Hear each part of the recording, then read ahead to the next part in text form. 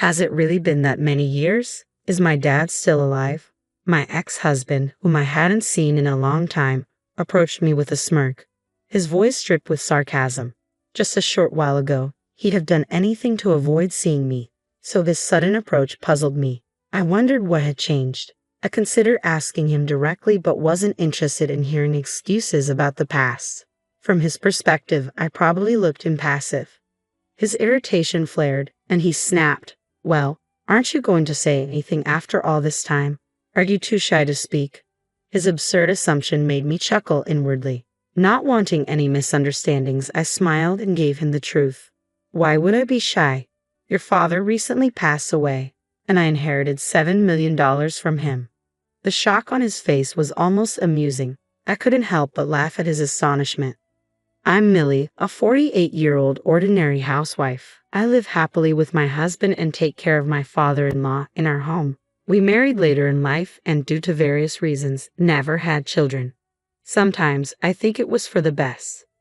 I first met my husband over 10 years ago when my company, which I joined after university, competed against his company in a project. After our company won first place in the competition, he approached me at the celebration party. He was genuinely considerate and caring, and we quickly bonded. Despite our busy work schedules, we started dating. Eventually, he proposed. But life wasn't just about romance. His family consisted only of his father, as his mother had passed away when he was young. His father had been a reliable figure in a reputable local factory for years. However, shortly after he graduated from university and started his new life, his father lost his eyesight completely in a factory accident. Living alone became a significant challenge, and his father needed constant support. When my parents learned the situation, they strongly opposed our marriage. Despite their objections, he asked me with tears in his eyes, "I want you to help me support my father." His earnest plea touched me deeply. So, despite our parents' disapproval, we decided to care for his father together. He requested that I take a break from my job to help out, and we ended the contract with the caregiver who had been assisting us. I promised to assist with his father's daily needs, and thus began a new chapter in my life. One that, at the time, I approached with a bit of naive optimism. I accepted his request without much thought, and thus began my daily routine of caring for my father-in-law. However, I soon realized that caregiving was far more challenging than I had anticipated. What shocked me even more was how my husband had changed. Before we married, he was incredibly considerate and attentive, but once we settled into married life, he began to change. For instance, one evening when I was overwhelmed with the demands of caregiving and unable to prepare dinner, he quietly began eating a meal he had bought from a burger shop. While preparing dinner was my responsibility, a simple acknowledgement of my effort, like "it must have been tough for you" or "do you need help," would have made a world of difference. After eating, he left his trash on the table and went straight to bed after a shower. His attitude made me feel isolated, as if I were merely a free helper in his life. This was how our life began. I wish we could communicate and understand each other better. Noticing the tension, my father-in-law gently held my hand and apologized. His kindness brought tears to my eyes. I acted like everything was fine in front of him and said it was okay, but inside, I felt differently. As the days went by, I continued to navigate daily life, struggling with his coldness.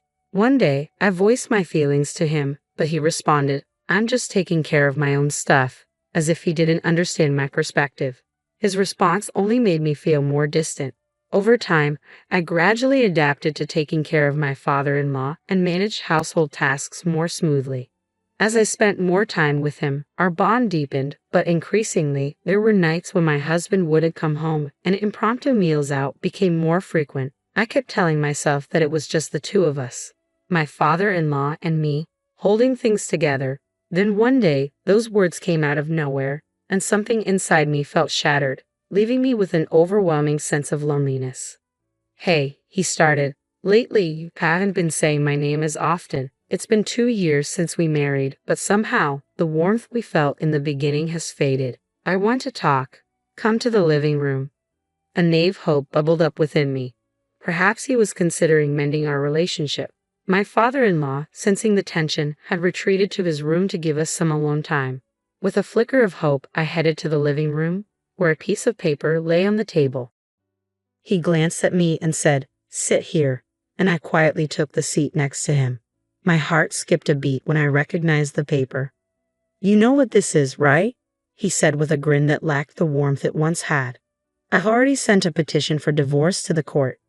His demeanor was infuriating, but I found myself staring at the paper instead of reacting. "If you don't respond to the court within 30 days, the divorce will be finalized. I just want out of this life." The words felt foreign and disorienting, leaving me speechless. I let out a surprised, "What?" His annoyance was palpable as he casually tossed a pen in my direction. "Do you even understand what I'm saying? I want a divorce. I'm starting a new life with the daughter of a company president, so I need you to speed up the proceedings." His frantic rambling felt like a roller coaster, twisting and turning my heart with each revelation. With all my father-in-law's care and household chores, this was a reality I was struggling to accept. Lately, I had been swamped with work, leaving us little time together. I never imagined that he was having an affair.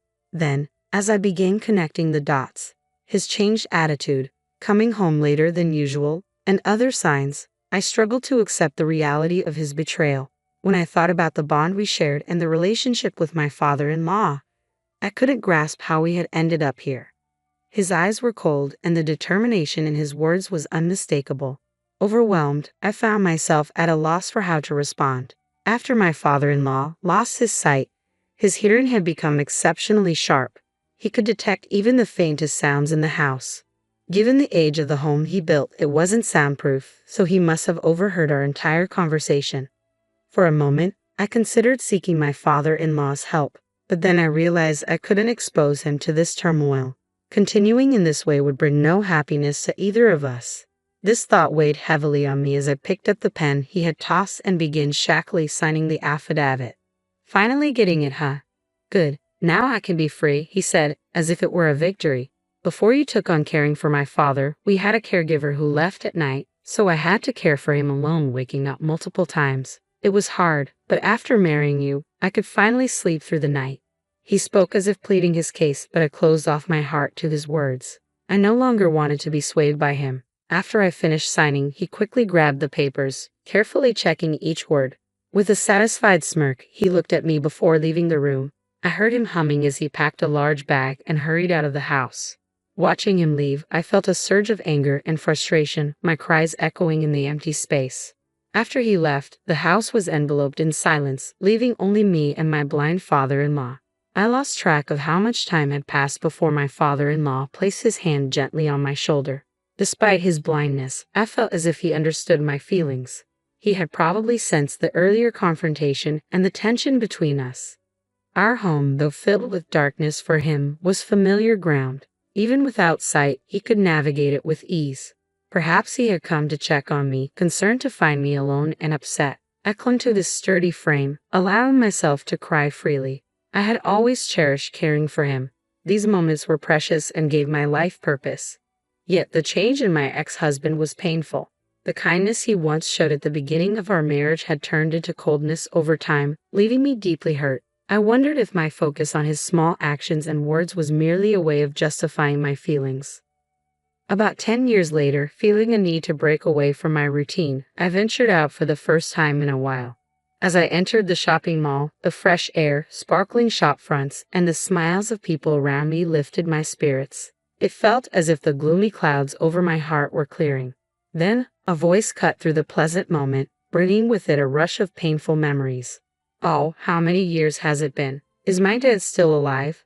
The familiar voice made me tremble. It was my ex-husband. For a moment, everything went dark, but I gathered the courage to look at him. He wore the same smug smile as always, and the unpleasant memories of our past resurfaced. Taking a deep breath, I stared at him, unflinching. I was no longer swayed by his words. I looked him squarely in the eyes, shaking off the shadows of the past and reaffirming my resolve to move forward. When my ex-husband appeared unexpectedly, I was momentarily taken aback and stayed silent. He broke the silence with a smirk. "Aren't you going to say anything? Are you shy after all this time?" I decided to let my mischievous side show and told him about my father-in-law's passing and how I had inherited $7 million. His eyes widened in shock, and I couldn't help but laugh at his astonishment. The thrill of seeing his reaction was exhilarating, and I silently reveled in the moment. Want to grab a coffee and chat? I suggested, not really planning to delve further into the inheritance but curious to catch up after such a long time. We sat down, and I mustered the courage to ask about his current situation. He spoke quite openly about his job, revealing that he was doing something different now. His unchanged arrogance was a bit irritating, but I stayed calm, observing his reactions. "So, how are things with the daughter of that company president?" I asked, teasing him slightly. From what he mentioned about his new job, I guess he might have left his previous company. If so, things might not be going smoothly with his new situation. He looked momentarily perplexed, then sighed and said in a low voice, "To be honest, things are a bit rocky, but who cares? Is the inheritance story true? Did you really get $7 million? Share some with me." His clear expectation made me chuckle. "Why should I share?" I replied, "Your name was indeed in the will." His face showed a mix of surprise and anger as he blurted out, "Why didn't you tell me? I can't believe you." Feigning surprise, I said, "Oh, you wanted to hear. I'm sorry." A smirk tugged at my lips as I observed the shock on my ex-husband's face. Inside, I felt a deep sigh. "You know," I began, "I tried calling you several times back then, but you never answered. I wanted to inform you about your father's passing. In the end, I couldn't reach you, and in his will, your name was indeed listed. However, it clearly stated that you were not to receive a penny. Should I have still informed you?" I asked, letting a hint of sarcasm color my voice as I faced his bewildered expression. My mind drifted back to last fall when my father-in-law passed away peacefully. By then, it had been 9 years since our divorce. One evening, I spent some quiet time with him. Usually, he'd fall asleep as soon as he lay down, but that night was different. He sat there, wide awake, showing no signs of sleep.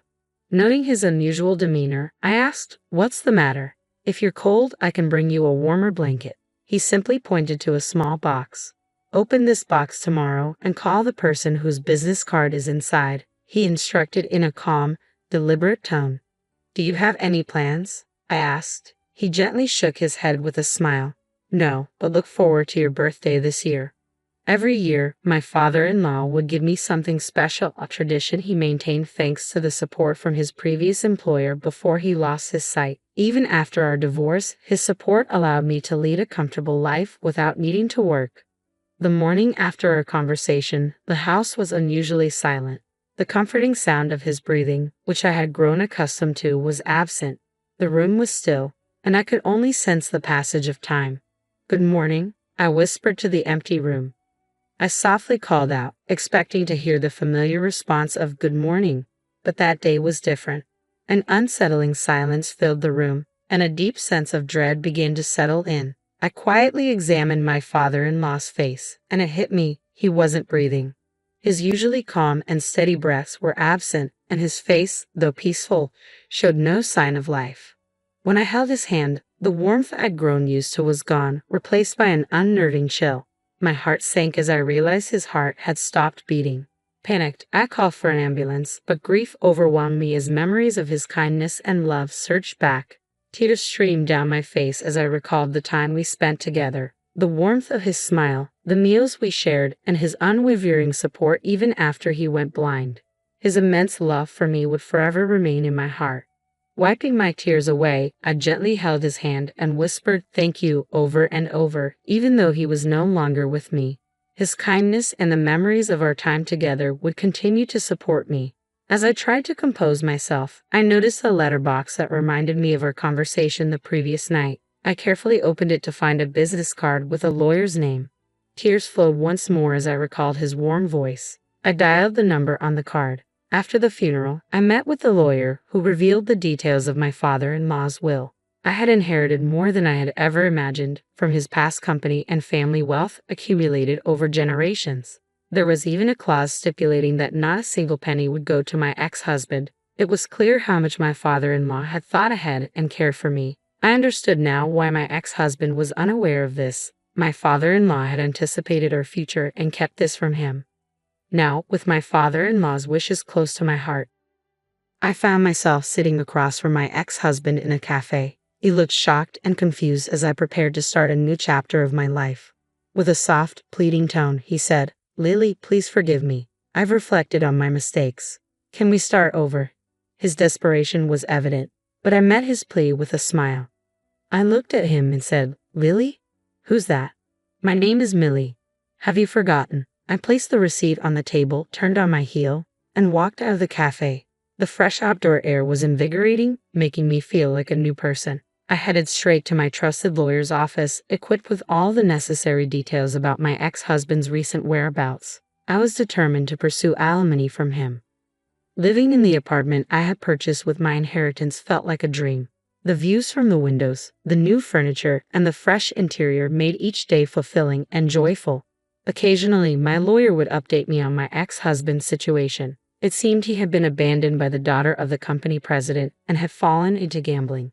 The alimony I was requesting only added to the pressure of his already strained situation. Hearing about his struggles made me even more grateful for my new life. My ex-husband tried to contact me through the lawyer, but my lawyer graciously declined on my behalf. This gesture warmed my heart and reminded me of our earlier conversations about my ex. Life was evidently tough for him now. Already burdened by gambling debts, he now had to contend with paying me alimony and juggling various jobs beyond just construction work. I hoped he would learn from his past mistakes and move forward with reflection. On the other hand, each day for me was filled with joy and excitement. My inheritance gave me the opportunity to pursue a long-held dream, opening a flower shop. My father-in-law had always enjoyed having flowers around the house, and it had been a small daily pleasure for him. In his memory, I decided to follow that dream. Now, as I stand on the brink of launching my flower shop, I feel truly joyous and content. My gratitude for my father-in-law's kindness and support is deeply etched in my heart. His legacy has helped me accept the painful past with my ex-husband. Though there are still moments of sadness and regret, I feel like I'm making progress toward my dreams every day. Recalling the days with my ex used to bring tears, but those feelings have significantly subsided. I am now embracing the journey of finding my own happiness, living life at my own pace, and working toward my goals. Each day is a small happiness in itself, and I feel incredibly fulfilled.